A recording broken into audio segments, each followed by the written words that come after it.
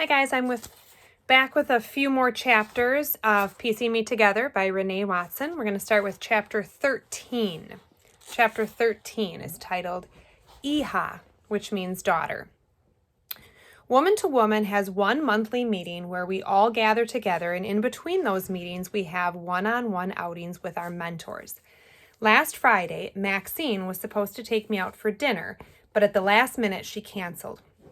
Something came up, she said, and I couldn't help but wonder if that something was John. But today she's making it up, I guess. We're going out to celebrate my birthday. Mom slugs her way into the kitchen, yawning her sleep away. Morning, she says. Good morning. I hand Mom her favorite mug, the one Dad gave her a long time ago, one of those Valentine's Day mugs full of chocolates. No corny hearts on it, but it is red. All this time, she still has it. No one drinks from it but her. I made coffee, I say. Thanks. Mom pours her morning wake me up. You're dressed early for a Sunday, she says. I didn't see anything on the calendar. Oh, it's a last-minute thing. Maxine called and asked if I wanted to do brunch with her to celebrate my birthday. Do brunch? You mean go to brunch? Mom laughs. How does one do brunch? Mom pours milk into her mug, then opens a packet of sweetener and sprinkles it in. She stirs. That woman has you talking like her already, huh? Mom, I haven't even met this girl and she's taking you out? Mom sips her coffee and then puts 2 slices of bread into the toaster. It's for my birthday, I say. Your birthday isn't until next weekend. She'll be out of town and wanted to celebrate before she left. Well, you still have chores to do, and I don't appreciate her not asking me. Tell her you can't go. What do you mean I can't go? Mom looks at me, telling me with her eyes that she is not going to repeat herself. Then, that I heard her the first time. But Mom, she's on her way. You are not going. Why can't I go? Jade, the answer is no. You are not going. Mom takes butter out of the fridge, gets a knife and plate, and waits for her toast. Once the bread pops from the toaster, she slathers it with butter and eats standing. You can go ahead and get that sad look off your face. I'm not changing my mind. The doorbell rings. It's Maxine. I'll get it, Mom says. I wish she'd put on some decent clothes. At least take her scarf off.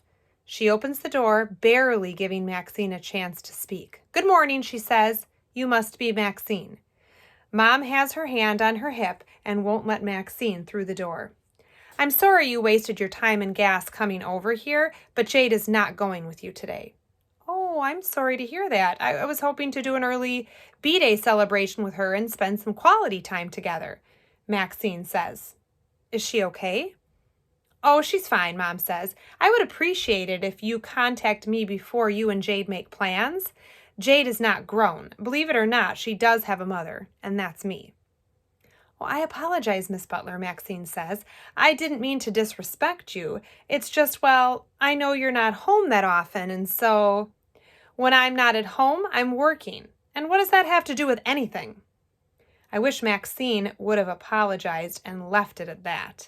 Mom says, please let this be the first and last time you try to get my daughter out of my house without my knowing and giving permission. Yes, ma'am. Again, I apologize. Mom moves away from the door and lets Maxine in. She walks into the kitchen. Now, you're welcome to stay for a little while if you'd like, but she is not leaving this house. Jade has some cleaning to do. Mom looks at me because she's already told me twice to clean my room and kitchen. She takes her coffee and goes into the bedroom, mumbling the whole time about how I must think the kitchen is my art studio. Got scraps of paper all over the place, she says. She mentions the paint I spilled last night while I was working. But I don't hear all of what she says because her voice has trailed off and is muffled behind the closed door. Once Maxine knows my mom is in her room, she says, I'm sorry, Jade. I didn't mean to get you in trouble or make your mom upset. No, I'm sorry. She's so right, Maxine says. She's right. I cross my arms. I really wanted to go, I tell Maxine. It's okay. We'll do a rain check. I'll be sure to speak with her about our plans, she says. Okay, I say. You want to see the mess my mom was talking about? I ask. Maxine smiles, and I take her into my bedroom. In the center of the room is my scrap box. All around it are patterned and colored paper, maps, and cut-up fabric. In the corner on my desk is the half-finished piece I started about York and Lewis and Clark. Maxine rubs her hands along the different textures. This is beautiful, she says. So many details. She stares at the piece, taking it all in. I'm speechless. I mean, it's one thing to see your sketchbook, but this is, wow. Maxine stays for about an hour. We talk about art, music, and movies. And I have to admit, just like Maxine is surprised that a girl my age can create this kind of art, I am surprised a woman like her can relate to the movies and music I like. Every time I say something I love, Maxine says, "Me too." And I guess she sees the shock on my face because she says, "Why are you looking at me like that? You think because I went to St. Francis that I don't know Black culture?" Maxine says, laughing. I don't say no, but I don't say yes. I have good taste, Maxine says. Plus, I'm not that much older than you. Before Maxine leaves, she talks to Mom about taking me to a bookstore downtown. I hear her say, I'd like to buy her a few art books, if that's okay with you. Your daughter's got real talent. I know, Mom says. She's very talented. And book smart, too. Mom always makes it clear that I can do more than draw. Whenever someone tells her how good I am at art, she reminds them that I'm also good at science and math. Mom says I can go. She tells me to write it on the dry erase board so she doesn't forget. Nice to finally meet you, Maxine. I hope you know I wasn't trying to give you a hard time. I just care about my child. This is the only one I got, Mom says. And at the end of the day, when this program is over, she's not going to be anyone's mentee, but she's still going to be my daughter. Chapter 14, Feliz Cumpleanos. Happy birthday. I wake up to the smell of pancakes and bacon. Mom is fixing my favorite breakfast. EJ is at my door, banging like he's the police. Come on, birthday girl, these pancakes are getting old. I get out of bed and open the door. Morning. Happy birthday, EJ says. Thanks. When I walk into the kitchen, Mom is standing at the stove, working her magic. Strawberries are cut and already at the table in a bowl that she only uses on special occasions. There's my birthday girl, my baby girl. Mom smiles at me and kisses me on the cheek. Hope you're hungry. She adds more pancakes to a pile that is already on my plate. EJ sets the table and we eat. Mom asks, so what are your plans? I'm supposed to go out to eat with Lily and Sam. Oh, that's great, Jade. That's really great, Mom says. Told you I had friends, I tell her. I roll my eyes just a little, then smile. I keep telling Lily about Sam and Sam about Lily. So they're finally going to meet today. I pour more maple syrup on my pancakes. And Dad said he was coming by tonight to drop off my gift, I tell her. EJ gives Mom a look. She puts a fork full of pancakes into her mouth. What? I ask EJ. Your dad said he's coming, huh? Said he got you something? EJ, don't start, Mom says. That's sorry. EJ. Mom stares him down. Don't start. I'm just asking, what is he going to buy you a present with? Wishes? Or is he going to use that white lady's money? EJ, Mom is yelling now. I get up from the table. She's not some lady. She's his fiancé. And my dad isn't working right now because he got laid off. You never even had a job to get laid off from. He's using her, Jade. They've been engaged for what, 3 years? That man is not marrying her. He is living off her. And what if he is? You're living off my mom. Jade, now Mom is yelling at me. I leave my half-eaten plate of pancakes at the table and go into my room. I don't come out until it's time for me to get ready to go meet up with Lily and Sam. By then, EJ is gone and Mom is off to Miss Louise's house. As I am changing my clothes, the phone rings. It's Lily. She can't go. She got into an argument with her aunt, and now she's on punishment. As soon as I hang up, the phone is ringing again. This time it's Sam telling me she is sick. She can't come either. I know I can't blame Lily and Sam for not being able to celebrate my birthday. I mean, Lily's aunt is always overreacting and fussing and putting Lily on punishment for something. And Sam can't help that she's sick. But of all the days for them to not be able to hang out with me, why this one? I spend the rest of the afternoon watching TV and sleeping on and off. EJ comes home as the sky settles into its blackness. We don't speak to each other. He has a Safeway bag in his hand. He goes to the fridge and puts away whatever it is he bought. Dad hasn't come. Hasn't called. Once it's 11 o'clock, I go into my room and dress for bed. I can feel the tears trying to come, trying to work their way out, but I distract myself by listening to music. I put my headphones on, find the playlist EJ made for the end of summer barbecue at the rec center. Nothing but fast songs. Some of them I don't even like that much because they were overplayed during the summer. But I listen anyway, because a fast song you kind of like is better than a slow song you love when you're trying to keep your heart from exploding. I turn the volume up and lie on my bed. I'm almost asleep when EJ starts banging on my door. I take out one earbud. What? Come here for a sec, he says. I step into the hallway and follow EJ. He walks to the kitchen. On the table, he's placed 2 slices of cheesecake. One has a candle in the middle. Can't go to bed without some birthday dessert, he says. He pulls me into him. We good? I nod and hug him back tight. You know I love you, right? You're my favorite niece. I'm your only niece. Details, EJ says. Chapter 15, El Peo, which means hair. No braids today. My black cotton hovers over me like a cloud. I'd never wear my hair like this to school, but today is Sunday and I'm home. When Mom comes back from work, she sees me and smiles. You been in my closet? She tugs at the scarf tied around my head as a headband. You never wear this. She says. She takes her shoes off, sits on the sofa, and lets out a sigh. I guess you can have it. It looks better on you anyway. I laugh and mumble under my breath. I know.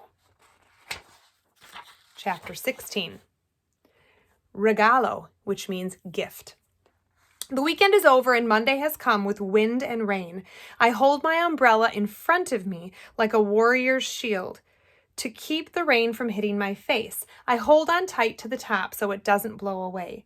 When I get on the bus, my shoes squeak and slide as I walk to the back. Someone must have set their umbrella in the seat because it is wet. I find another seat.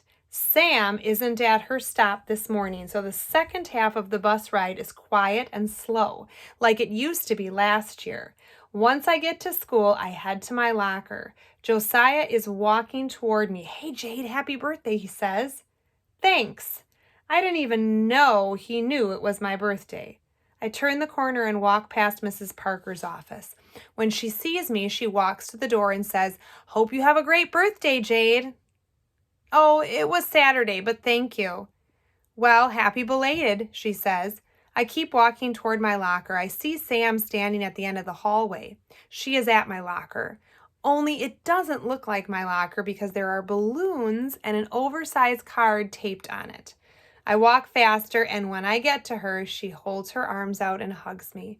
I am so sorry I missed your birthday lunch. I really wanted to go.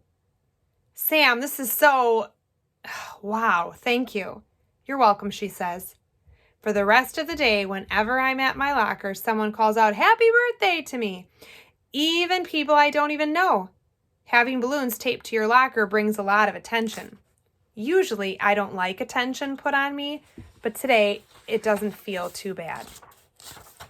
Chapter 17. Mi padre, my father. After school, I go over to Dad's. He can't keep secrets at all, so as soon as I walk through the door, he says, "I have something for you, but I haven't wrapped it yet, so don't go into my bedroom." Dad, I never go into your bedroom. "It's something you've wanted for a long time, a really long time," he says. "I don't know why you don't ever frame the photos you take. You just cut them up or change them." "Well, no need to wrap it now," I say. I laugh when he looks at me all confused, like he has no idea how I figured it out. Dad goes into his bedroom and brings out 2 boxes. One has a digital camera in it, and the other a mini photo printer. "Thanks, Dad." "Anything for my baby girl," he says. I'm sorry I couldn't see you on your actual birthday. Something came up." "You could have called," I tell him. "My cell died. I need to figure out what's wrong with that thing." Make one phone call and the battery is drained. Dad starts rubbing his head. "Don't give me that look," he says. "What look?" "Looking like your mother." I conjure Mom.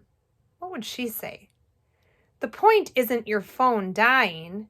Why did you need to cancel anyway?" Dad opens his mouth to give me his reasons, but then closes it, sits back, and says, "No good reason, Jade. I'm sorry," he says. "I didn't mean to hurt my queen. I'm sorry." He walks to his room and comes back out. "I forgot about these." He hands me a new pack of batteries. I put them in the camera and start taking pictures right away. "Come on now. Not of me," Dad says. "I didn't give you this thing so that you could take pictures of me." "One more," I tell him. He doesn't smile, but at least he sits still. As I take the photo, I'm reminded that we have the same eyes. "Okay," Dad says. "That was your one more. Now get out from behind the lens and come join me in here." He walks into the kitchen and takes out leftovers from the fridge. 3 containers of Chinese food. He puts the rice, shrimp, and broccoli and egg roll on a plate and heats the food in the microwave. "How is school? What are you into these days besides art?" "School's okay, I guess. I love my Spanish class." "What do you like about it?" Dad asks. He never lets the first answer be the only answer. It makes me feel like I'm learning a secret code or something. I don't know. It's powerful. Powerful? Really? "Yes, all languages. That's what you used to tell me." Dad puts his fork down, leans back in his chair. "Me? I told you that?" "Yes, when I was little. When it was story time and I didn't want to stop playing to go read, and you would tell me I ought to take every chance I get to open a book because it was once illegal to teach a Black person how to read." I remind him. "I told you that?" Dad asks, smiling. "Dad, I'm serious. You told me that knowing how to read words and knowing what to speak, when to speak them, is the most valuable commodity a person can have. You don't remember saying that?" "Yeah, sounds like something I'd say," Dad laughs. "Didn't realize you were really listening." Of course I was. And ever since then, I've wanted to be a Black girl who could read and write in many languages because I know there was a time when that seemed impossible. "So you're saying your passion is my fault?" "Yep." "I wish I could take all the credit for you, but you know you get that big dreaming from your mama." He says, "Back when we were in school, she talked that same way. You just like her." Chapter 18. Fotografiar, which means photograph in Spanish. And I don't think I pronounced it right, but on the way home from Dad's, I take as many photos as I can. Naked branches and tree trunks, fallen leaves, a little girl falling asleep in her mother's arms on the bus, the hands of a man holding on to the pole, the blur of buildings and houses as we drive by, Frank's corner store, Lily's house, the street sign at the corner of my block, the door to my house. And before I go inside, I turn the camera on me. Chapter 19. These are short chapters.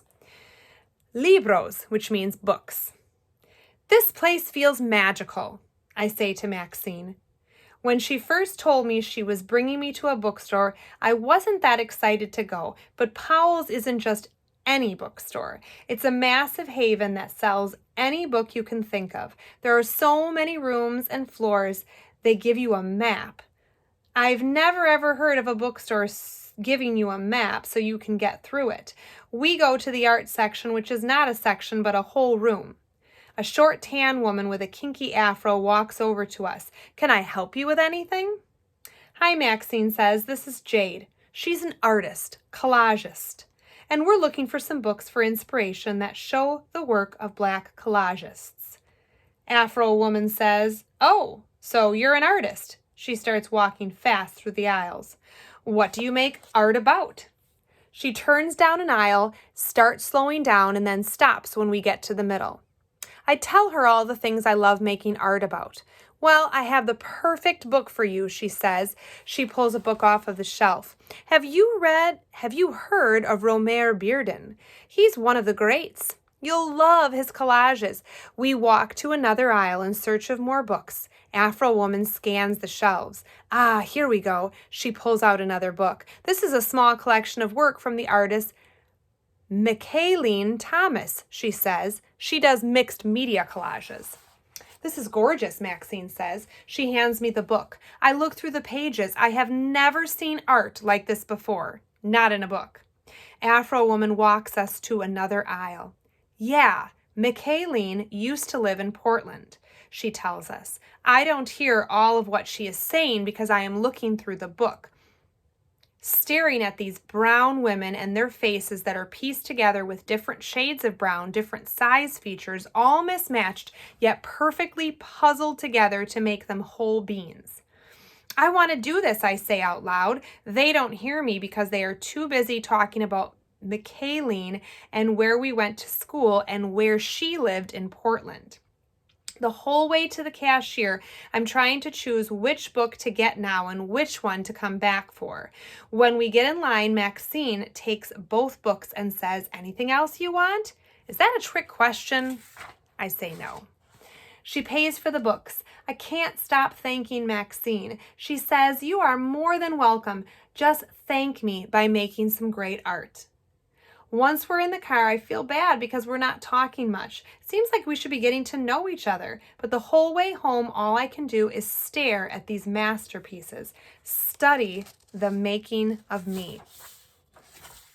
Chapter 20. Doce, which means 12. There are 12 girls who've been selected for the Woman to Woman Mentorship Program. 12 seeds, 12 prayers, 12 daughters, 12 roots, 12 histories, 12 reasons, 12 rivers, 12 questions, 12 songs, 12 smiles, 12 yesterdays, 12 tomorrows. And that's the end of chapter 20. And I think that we're going to stop there. Those were a handful of short chapters, and they're going to get a little bit longer now going forward. So I hope you enjoyed those chapters. I believe we started at chapter 13, right? So that was chapter 13 through chapter 20 of Piecing Me Together by Renee Watson.